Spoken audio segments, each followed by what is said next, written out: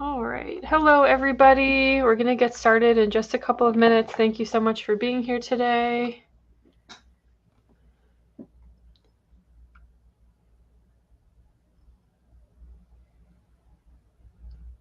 We're going to wait about a minute and a half before getting started to allow our friends to join. Thank you so much for being here.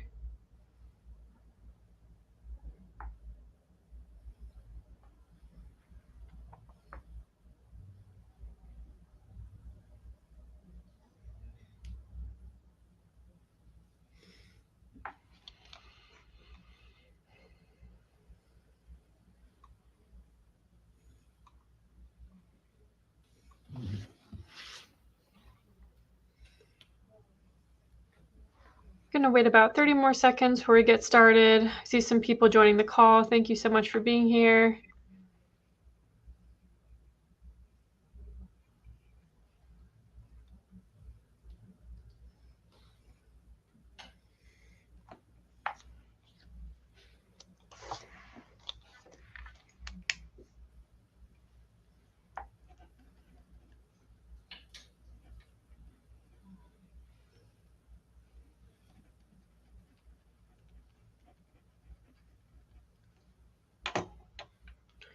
All right, let's go ahead and get started.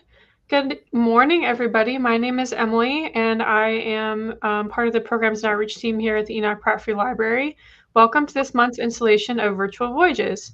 Today, we're going to explore Iceland. Please give a warm welcome to Austin, who will be your tour guide for the day.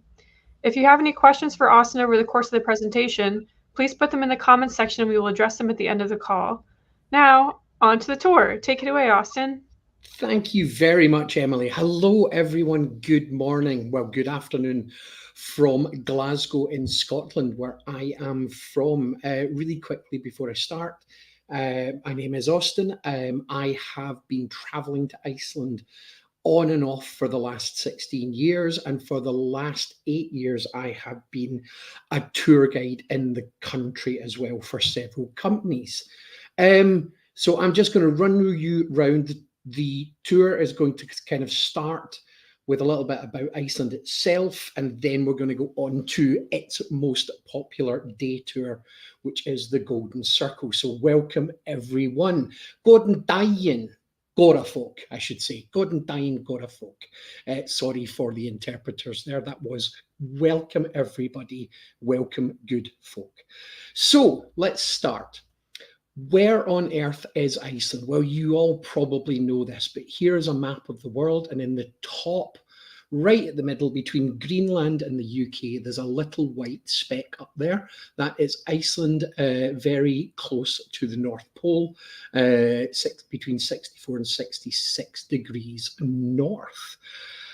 There is a little bit from a different angle, so you can see it is quite high up in the earth, which means in the summer there's no darkness, and in the winter there's almost no light whatsoever. Excuse me. I always like to start by using a phrase of an Icelandic guy who writes a podcast called Stories of Iceland. So I like to say that Iceland is in the North Atlantic, way high north. And that's just a reference to this guy's podcast, Stories of Iceland. If you're intrigued by Iceland, you should look it up. Here is a close-up of Iceland itself. The writer of the podcast always describes Iceland as looking a bit like a sheep. Just to go back there, he's got the sheep's head on it as well. All of the white parts that you can see in the picture are glaciers. We're not going to be exploring glaciers today, but we will be close on the circle. This area down here that I've done a very bad red line drawing of is roughly where we're going to be, and you can see Reykjavik off to the left. By the way, Reykjavik means smoky bay in English. The Golden Circle is all in this southern area here, and I'm going to go into it in more details in a little while. In fact, it's all in this. This is the southern area of Iceland here. So you can see it's surrounded all about by glaciers. The hugest glacier in Europe is on the right-hand side, the Vatnajökull, which means the water glacier. So what on earth is Iceland? Apologies for the font. I did change this font, but it seems to have reverted back to a black font. So what on earth is Iceland? Well, Icelandic people are very, very stylish. They are very stylish. I wanted to show you on the right-hand side, these are guys wearing the traditional Icelandic sweater, the Lopa Peser. And on the left-hand side, this is a pop group called Daði Freyr, and they are all wearing their uniforms. They love a church in Iceland. This is Hallgrímskirkja, which is right in the centre of Reykjavik. It was built in the 1940s, finished in the 1980s, and is meant to look like a volcanic eruption. They love the old churches as well here. On the right-hand side is the church that is in the national park, which is part of the Golden Circle tour as well. However, no one really goes to church. They're a very secular nation. They're officially Lutheran Protestant, but they have a Catholic population, they have a Muslim population, they have a small Jewish population, and lots of other denominations as well. In fact, basically, they're all pagans. They're not all pagans, but paganism has just been recognized as a religion in Iceland as well. They're predominantly Christian. So they love very stylish food. There's some great food and wonderful seafood in Iceland. But really, when you get down to the heart of Iceland, they just really love North American food. After the Second World War, NATO stayed in the country, and there's a big North American influence in the country. They love burgers. There are no McDonald's in the country. There are no Burger Kings, but there's lots of great burger places. Also, they really, really love hot dogs. Hot dogs is almost the national food of Iceland.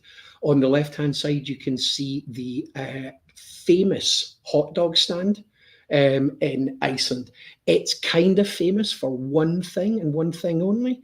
Back in the 1990s, this guy turned up and had some hot dogs there. Him and all of his security detail turned up, had some hot dogs, but I'm told he did not inhale.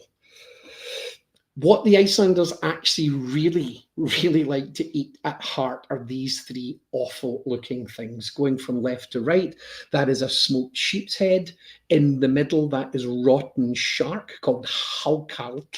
And on the right-hand side is skata, which is skate wings, which they putrefy and eat traditionally just before Christmas. Oh, excuse me, it's in there, going backwards, beg your pardon. Another thing they love, even though they're high up in the top of the world and it's pretty cold, they love ice cream. They absolutely adore ice cream. Lots of great places. I wanted to highlight this place. It's called Omnom Ice Cream and Chocolate Factory, and it's in the centre of Reykjavik. They will eat ice cream no matter what the weather. They absolutely adore the stuff, and they have some quite unusual flavours. This is an actual true flavour that you can buy in Iceland, not all the time, but they do make that flavour of ice cream as well.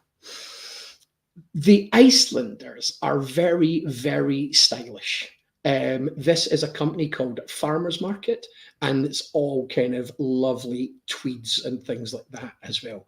However, they also cannot resist a flea market.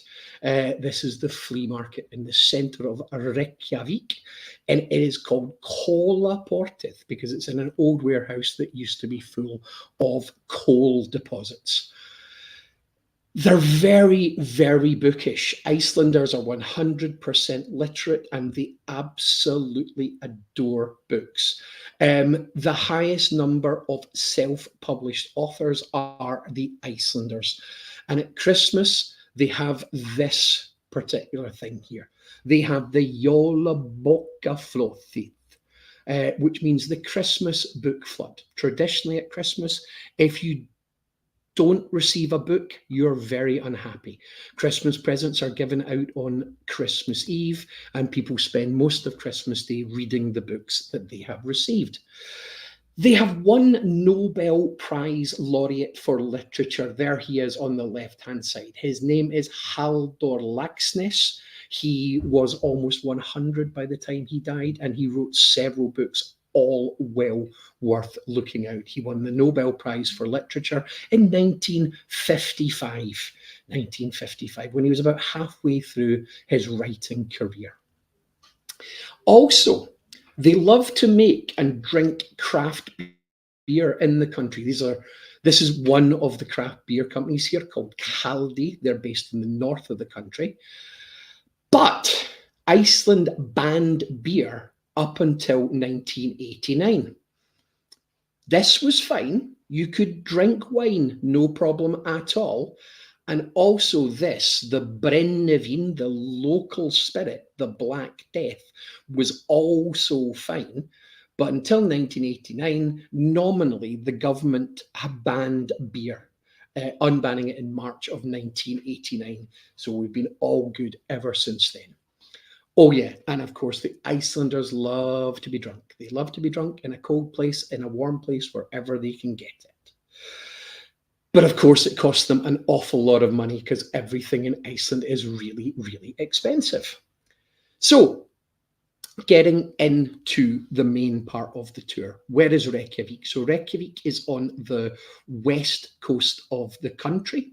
It is the largest conurbation, the largest part of the country. Iceland has about 375,000 people in it at all, of which around about 250,000 live in this capital region. So in the main city and all of the different little places around it. There is a new volcano in Iceland at the moment. It doesn't really have a name yet, but where is it? Well, look how close it is to Iceland. Down there at the bottom, I have circled the town of Grindavik, which is now an unused town. People cannot live there anymore. However, you can still go and visit the Blue Lagoon, which is now that red mark just above Grindavik. So you can't live there, but you can go and bathe in the Blue Lagoon. And to give you an idea how close that volcano is, there we go. There is the Blue Lagoon in the evening, and that red glow in the background is the volcano. So, a little bit of commerce going on there from the Icelandic government because they make a lot of money in tax from Blue Lagoon. So, here we are now. Let's have a little run round the golden circle. So I should maybe explain what the golden circle is. I don't know how this slide got in here. I'm not meaning to imply that the golden circle is a huge money maker for the Icelandic government as well, but it does make a lot of money from it. Sorry, my apologies.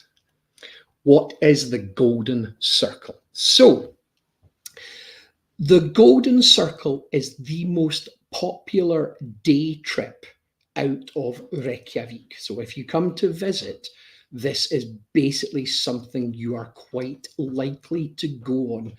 Almost everybody does it. You can do it in a coach. You can hire a car and drive yourself. Icelandic roads are very easy to drive on. Or you could go even by helicopter if you have lots and lots of money. I am going to take you round the principal parts of the circle, which are at the top, Thingvellir, to the right, Geysir, then Gullfoss, then we're going to go into Reykholt over here, we're going to go to Kerith Crater, and then we're going to come all the way back to Reykjavik. So basically five main stops as we go through. So let's have a look as we go. And as a convention, I have not used Icelandic letters or spellings here. I've just sort of half translated them across into our alphabet. So here are the five things that we're going to talk about. Þingvellir, Geyser, Gullfoss, Friðheimur, and Kerith Crater. And in the background, this cat that I've used is called the Jólakötturinn, and that means the Christmas cat. I told you about the Christmas book flood that Iceland has. They also have a tradition that if you don't get a new piece of clothing at Christmas, the Jólakötturinn, the Christmas cat, can come and eat you. So they're all scared of the Christmas cat. So let's go into this one. Number one, Þingvellir. And Þingvellir means Parliament Fields. It's all based around this amazing lake called Þingvallavatn, which means Parliament Fields Lake. Þingvallavatn, Parliament Fields Lake. First of all, let's start. We should always start and say that there's a very good visitor centre when you arrive at Þingvellir, with great parking as well. Þingvellir, which is right here under this white dome kind of shape, sits right on the North Atlantic Rift. So it's sitting directly in a point where on the left-hand top part of Iceland, above the red part, that is the North American plate where you are at the moment. And then underneath on the other side is the Eurasian plate where I'm sitting at the moment. So Iceland sits on fault lines, which is also why there are so many volcanoes there. So Þingvellir, when you're here, kind of looks like this. And this is one of the actual rifts, one of the times that the two tectonic plates, the North American and the Eurasian, has come apart. And into this space, the Icelanders have built a walking road called Almannagjá, which means the road that all men must travel on. And at the end of that road, you can see people walking down, you can see a flagpole. Þingvellir was the original site of the Icelandic Parliament. So from 930 AD, Iceland was settled in 879 AD, roughly 879. The Parliament met here. So all the tribes of Iceland would come and would meet essentially at this point. So there's the flagpole. In the background, you might notice a slightly unusual rock formation there, sort of triangular bit capped off. That is called the Logbrot, Logberg, and that means the Law Rock, because it would be from this point that the ancient Icelandic people would come together and have their parliament. The most important person would be the law speaker, who would recite the law to them, and then they would debate everything on this site. So this is an important part of coming down through Þingvellir. Looking from the opposite side here, this is the only house in the main part of the park. There are a few summer houses off on the edges, but this is the main house. Here's a bit of a close-up of it, and it's actually the Prime Minister's country house. So if I were to relate that to the US, that's kind of like their Camp David. So their Camp David up there as well. So, and there is also the church, which I showed you at the beginning. The Prime Minister at the moment is this guy. His name is Bjarni Ben, and he's a little bit dodgy. As a Prime Minister, but he won't be in for very long. Iceland, as well, just as a little aside, has just elected their second female president, President Hatla. Her name is Hatla. Iceland were the first country in the world to elect a female president. In 1980, they elected a lady called Vigdis Finnbogadóttir. The last president was this guy, and his name was Gudni Johannesson.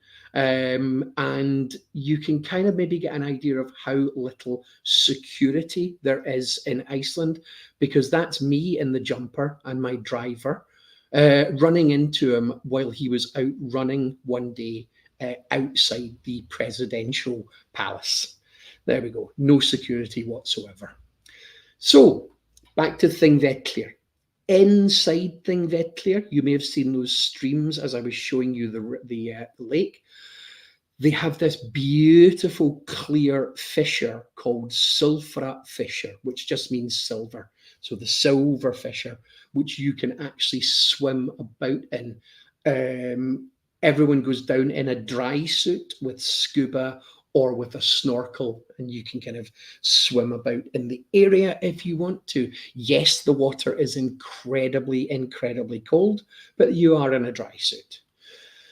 Another picture from inside the Sulfra fissure. I've been trying to work out what's going on here, but I think the person just has dreadlocks.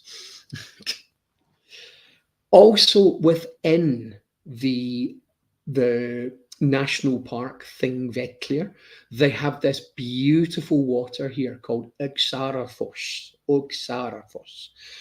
The waterfall is a little bit of a walk to get to, so about 20 minutes up the hill and 20 minutes back down, but it's really worth the walk, and you end up in a lot more of these rifts and rips in the earth where the two tectonic plates have come apart.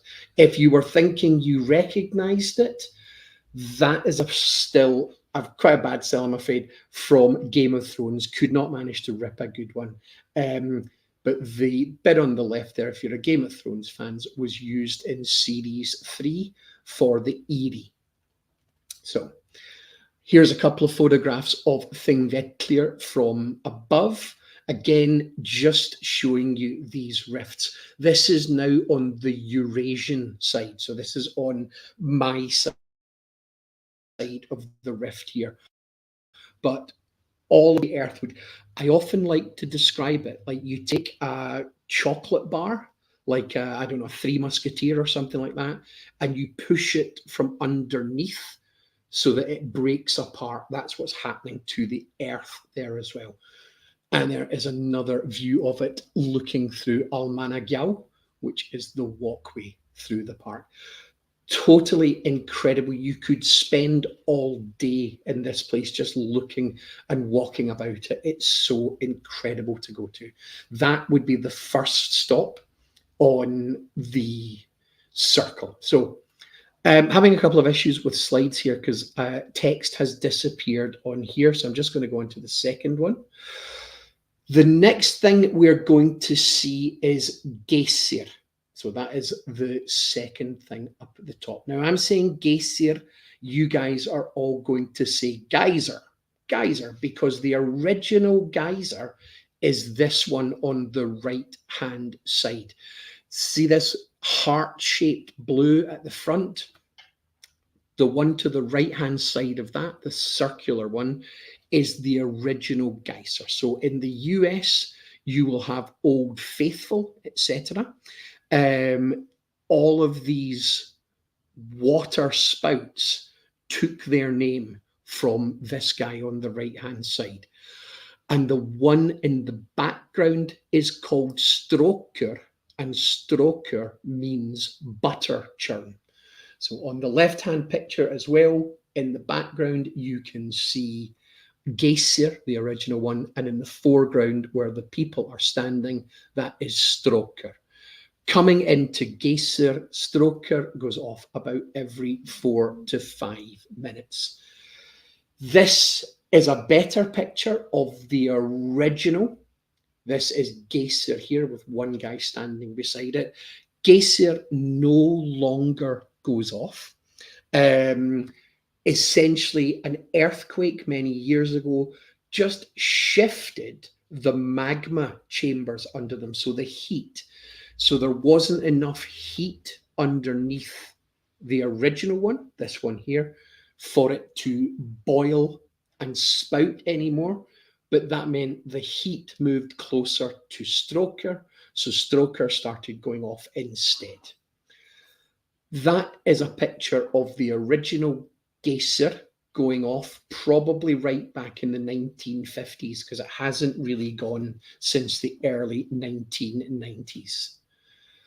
This is the start of Stroker just beginning to open up, and then you can see that it's going to spout. So there's always a group of people around it.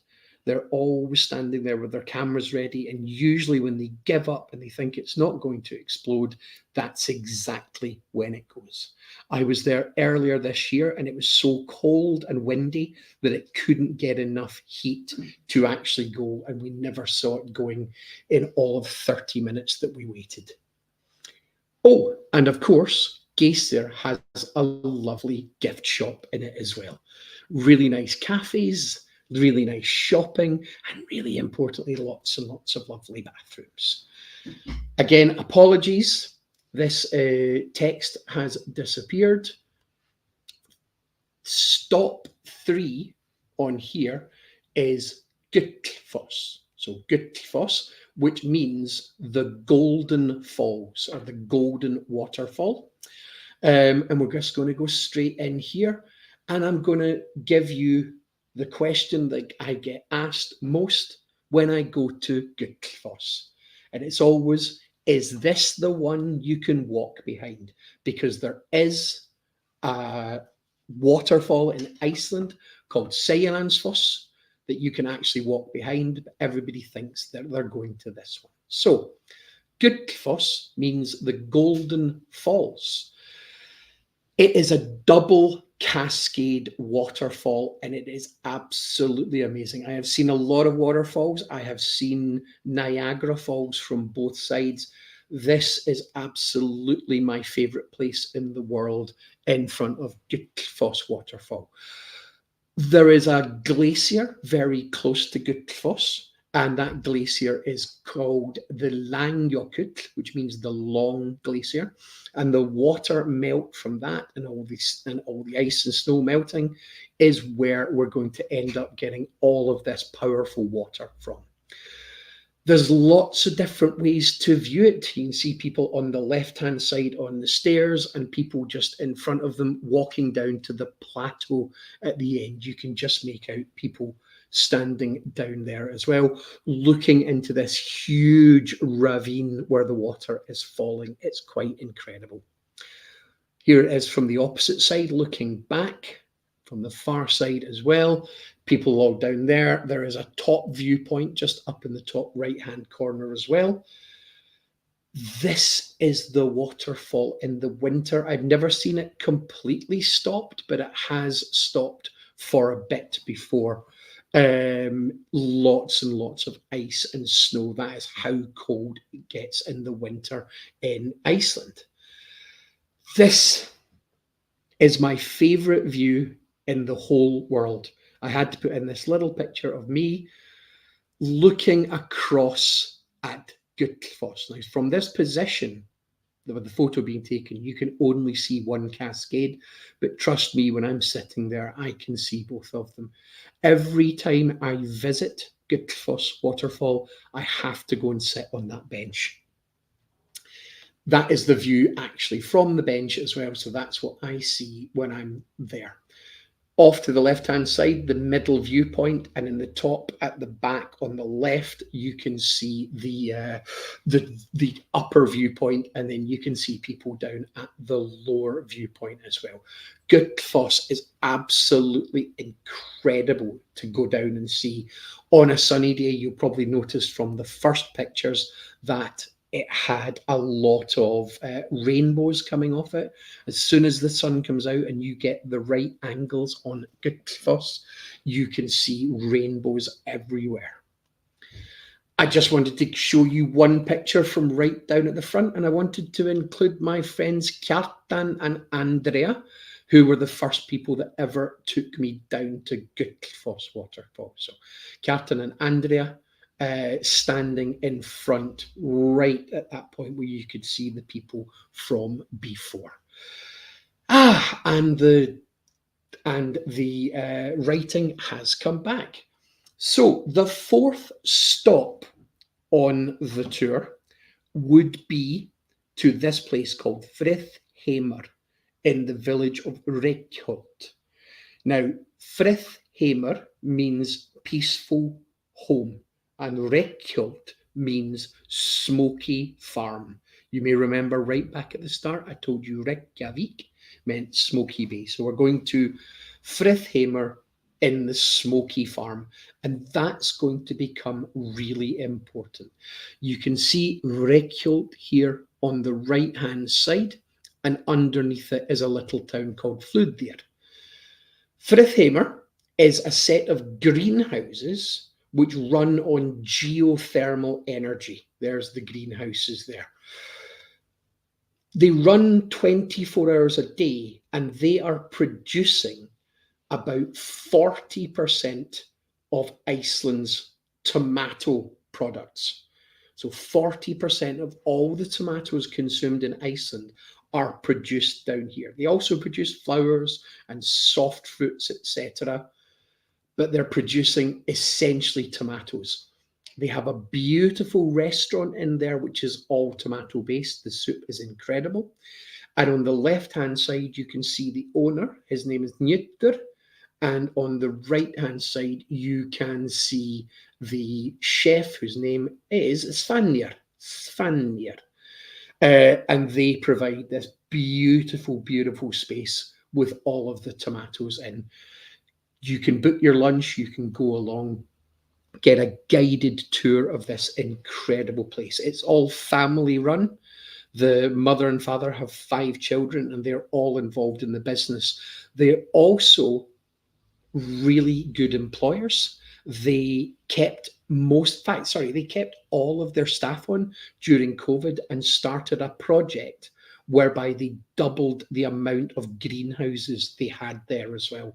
This is just the main greenhouse that you would walk into with all these incredible plants. They are picking about 1 ton of tomatoes a day, and because they never have to stop growing, the lights are on for 17 hours a day, they can pick this produce every single day. People enjoying a bit of food in the restaurant. You can see almost everyone's sitting there with some of their beautiful, never-ending tomato soup. It's a wonderful experience. You can only imagine the smell of the tomato plants that we get in there as well. They do amazing desserts that are also tomato based. The one on the left is tomato sorbet. The one in the front right is tomato ice cream. I told you the Icelanders liked ice cream. They really do.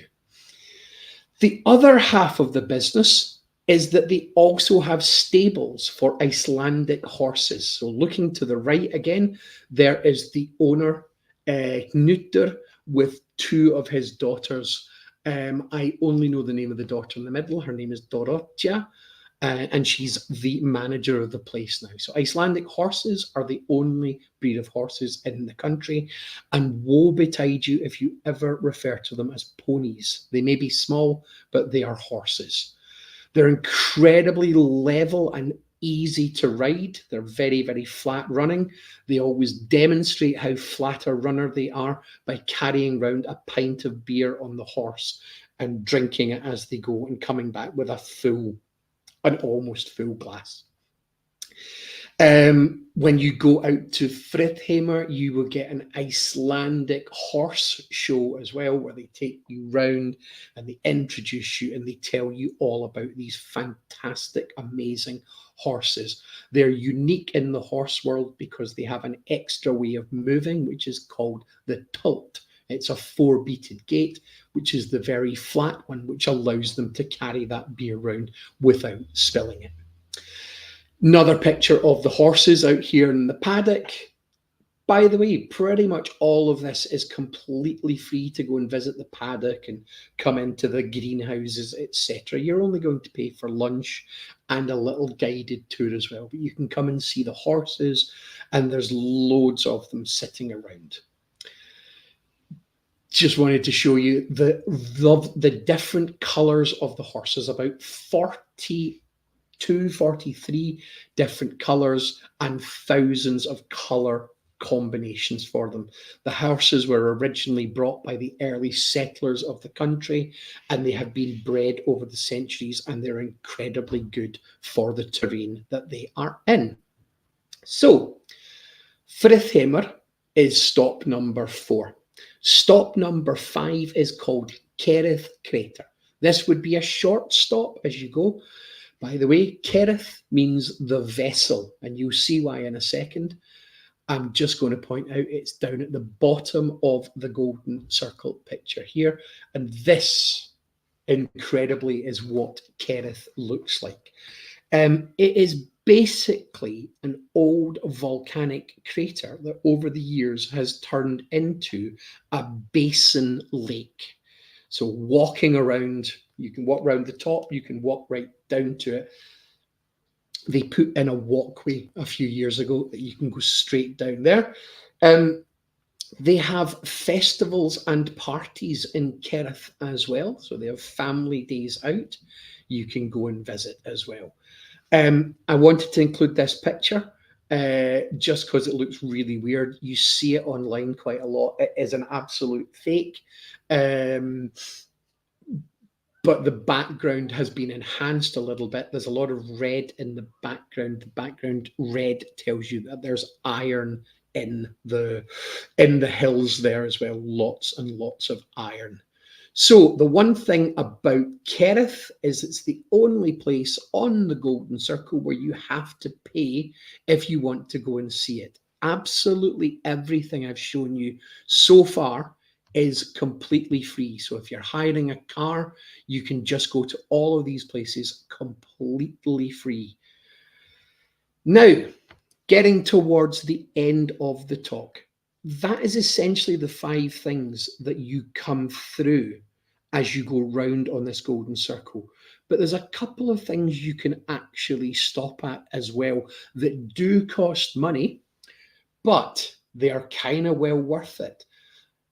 The first one is up at the town of Laugarvatn, up there between Thingvellir and Geysir, and that is Laugarvatn means hot water lake. And in there we have the Fontana Spa. Now, before I get to Fontana Spa's photographs, I just wanted to tell you how much Icelanders love to swim. There's a law in Iceland that if your township has more than 250 people in it, the municipal government has to put in a swimming pool.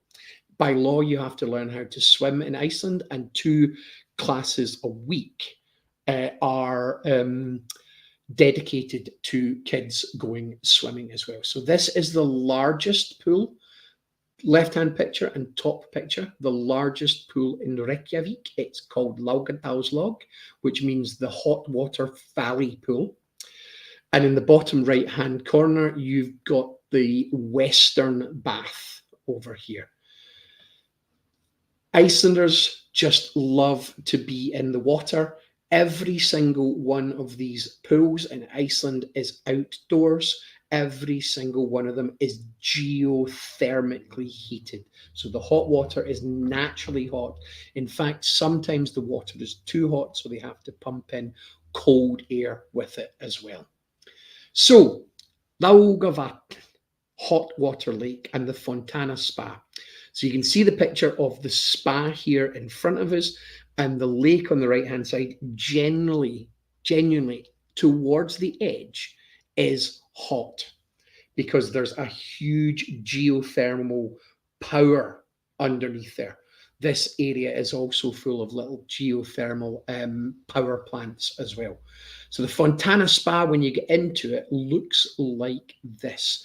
Beautifully heated with a lovely space around it just to go in and enjoy yourselves as well. You can see in the background the town is just behind you, and at the top on the left hand photograph you might see a building with 5 green roofs at the back there. That is an old school for housewives. There used to be a tradition of sending your daughters off to learn how to run a house. Now anybody can go and do these, so a lot of men do them as well, but just like to point that building out at the back at the top. Fontana Spa, because if I just go back to here and explain again that the hot water lake means that there's a lot of hot ground around the lake. This means that in this area, they can make the traditional Icelandic hverabrot, which means hot ground bread. So this bread that you can see here looks a bit like pumpernickel, but it's actually much more spicy and sweet bread. And how they make it is they make the dough, they put it into a pot, like you can see on the left-hand side there. They wrap that pot up with saran wrap, cling film as we call it, and then they bury it in the ground for 24 hours. And you can kind of go along and you can see this getting done. And then you can come back out and you can eat the bread as well. So traditional Icelandic hverabrot or rugbrot, which is ground baked there as well. Go back through here. And then next is the secret lagoon in Flöðir, which is the town just below Reykjavik.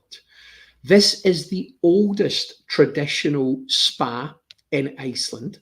It's been open since the 1920s. And again, you can actually just go to this and walk around the area because it's got all of this high geothermal energy. It absolutely stinks of rotten eggs. No charge at all to go into it, but there is a charge to go into the water. It's quite a beautiful place. The building in the background of both of these photographs was the old changing rooms. They now have the much more fancy changing room as well. If you don't want to take a chance with the volcano close to Blue Lagoon, these are fantastic alternatives as well. I just got that pesky woman out of that picture there so you could just see the pool by itself. And behind the fences, they had to put the fences up because the tourists kept trying to try the other pools, although they were clearly marked that the water was close to boiling. So had to get a bit more health and safety in the way there. This is a very beautiful, quiet day with all the steam coming out of the ground and coming off the water as well. So the secret lagoon in Flöðir as well. Lots of people enjoying it. It's a lovely, lovely little place to go and sit and enjoy yourself and maybe have a drink or a soft drink, and a great way to unwind towards the end of the Golden Circle. Now, yeah, something's happened with this, the writing here, but the final thing I just wanted to show you was a place called Efstedalr, which means the top of the valley. So Efstedalr Farm. And the reason I wanted to show you Efstedalr Farm, which is here, there's the name, Efstedalr, is because first of all, on one side, it's a farm, and then on the other side, it is a restaurant. It sits right here on the circle, just after Laugavatn, but before you get to Geysir. And inside, you can go and watch the cows getting milked, and then you can go and buy, yep, Iceland's favorite product, the Icelandic ice cream. So a fabulous little place to stop at. And as well as the ice cream here on the left, you also have great food in the restaurant as well. Did I mention that Icelanders liked ice cream? I think I did. And that, everybody, is my presentation. Some pictures of me at various times in various places in Iceland with various woolen products on. And in the bottom right-hand corner, that is me with the President of Iceland, again, the old President, Gudni Johannesson. Thanks very much. Lovely. So we'll take some questions from the audience now. If anyone has any questions, please put them in the chat. To start, someone asked, what is the best time of year to go to the Golden Circle insofar as weather and climate? Okay, yeah. Okay, well, let's start with this useful phrase. No one goes to Iceland for the weather. No one goes to Iceland for the weather. I think the best time of year to go to Iceland is what certainly I refer to as shoulder season. So that bit of the year, sort of late March into April before the summer starts, and then September into October. Go in the winter, it is super dark and the weather can stop you from doing things, particularly the wind. Iceland is very, very windy. Go in the summer and it is absolutely jam-packed with tourists now. So I like March and the start of April, kind of for two things. Both of these times, March and start of April, and then September and October, because you still have the opportunity to see the northern lights if they're happening at that time. And also in April, sort of March, April, the whales are beginning to come back to the waters. And in September, October, they're just getting ready to leave for their migration as well. So that sort of time is what I would like to go. That I would suggest. Lovely.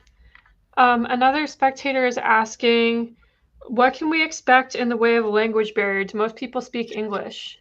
Everybody speaks English. I try to speak Icelandic when I get there, and they spot me straight away, and everybody just speaks English. If you were to go away to like the remote northeast corner of Iceland, where the waterfall Dettifoss is, there might be times where you might meet people that don't speak English, but not in the southwest, the capital area, all along the south coast. Everyone speaks English. There is no language barrier at all there. Lovely. Someone from Facebook is asking, what form of government does Iceland have? Is there both a prime minister and a president? So how does that work? Right. I'm going to just add one more thing I just remembered there about the language. Icelanders like to show off how good they are at speaking English by using a lot of cuss words to show that they know how to do it. So be prepared for that when you go. They do like to swear. So on the government, yes. So the Icelandic government is essentially more like my government here in the UK. The power resides with the Prime Minister, Bjarni Ben. The Icelandic Parliament has 69 members. They've just returned a new government last year. And they debate, set laws, create laws, and the president at the moment, Halla, the new president, is more of a figurehead like the monarch is in my country. So the president of Iceland does not have the power that your president has, or the Canadian. So it's the same as if you think about Canada, their prime minister has the power, and the queen. Sorry, beg your pardon. The king is still nominally the head of state. So in my country, when a bill is passed into law, it's ultimately signed by the king. It's given royal assent. In Iceland, ultimately, the laws are signed off by the president. and given the presidential assent. But the power lies with the Parliament and the Prime Minister. Lovely. We have one more question for you. This YouTube user asks, I'm a huge knitter. Iceland is famous for their wool. Any insights into that culture over there? Okay, so yes, Can you repeat that question? Sure. They ask, I'm a huge knitter. Iceland is famous for their wool. Any insights into their culture about that over there? yes. So go into any shop, any gift shop, there will always be Icelandic wool. There are lots of knitting circles all over the country, and you will quite often walk into a museum or something like that, and the person behind the desk will put their knitting down to get you your tickets, etc. So it seems it's completely accepted to even do it at work. A lot of people use it because they have quite addictive personalities as well. They want to get off, like, say, smoking or something. They will just knit and knit and knit.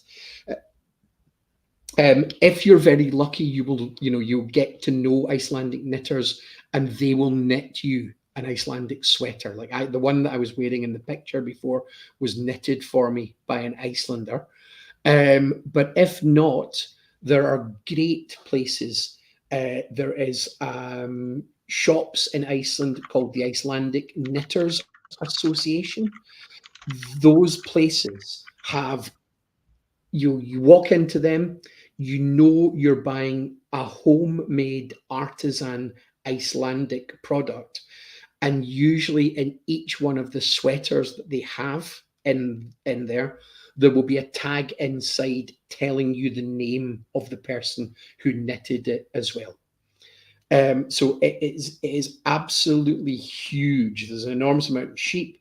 The wool is just fantastic, and you get different levels of the sweater, which is called a lope pacer, which means wool sweater. You can buy a classic lope, which is what I was wearing in the picture, quite chunky wool, quite big stitches. But you can also buy one which is called a leiklopi, which means a lightweight wool sweater. These are much more tightly knit. They're much, much, much warmer, but much lighter because it's thinner wool. Just the bigger one, the bigger stitches let a lot more of the wind through. The small ones do not. But it's huge. There is also, I've only ever seen it once or twice, but some Icelandic men have knitted their own swimwear. So traditional Icelandic swimming trunks. I've only seen it a couple of times. I've seen it in films, but I've only seen it a couple of times in real life. But the culture of knitting is huge. That's fantastic. Sadie is asking, I may have missed this, but what is the weather like? We kind of talked about that, but can you go over it again? Yeah. So once again, no one goes to Iceland for the weather. Everyone would think that the biggest disruptor is snow. It is not. The biggest disruptor in Iceland is wind. On the south coast, particularly, the winds can get very, very strong. Legally in the country, if the winds go above 30 meters per second, so that's about 100 feet per second, you're not allowed to drive. You're literally not allowed to drive. Everything has to stop. So, Icelanders like to say about their weather that they get warm winters and cold summers. So it's never dreadfully cold unless it's windy and there's a wind chill, and it's never super hot. They're so high up on the earth that the sun doesn't shine down, it shines across them. So the highest you're maybe going to get is about 25 Celsius, which is 80 Fahrenheit. And really, it doesn't go, in general, lower than -5 to 10 Celsius, which is what, about 12, 13 Fahrenheit, something like that. You get a lot of, there has been an awful lot of rain in Iceland this year, but when you get a sunny day, it is absolutely glorious in the country.